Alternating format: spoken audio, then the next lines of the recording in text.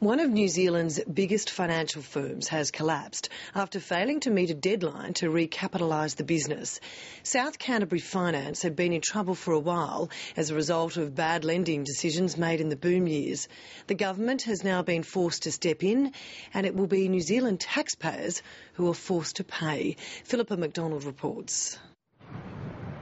It's the biggest finance company to collapse in New Zealand, and South Canterbury Finance had been a major source of funds for farmers. Financiers such as South Canterbury Finance have enabled transactions to happen that in the future simply won't be able to happen, and it may well be that people have to exit the industry.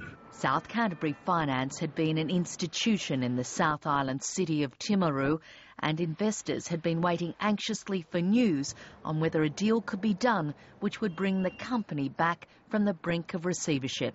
With this money involved, we want to know what's happened to it. Pretty gutted and worried.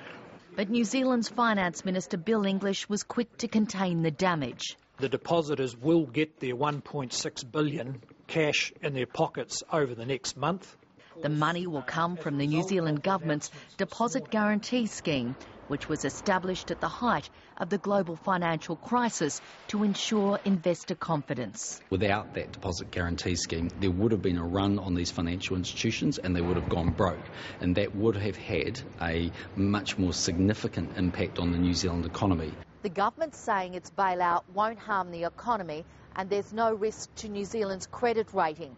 But the opposition is alarmed at the initial price tag for the bailout, a staggering $1.6 billion.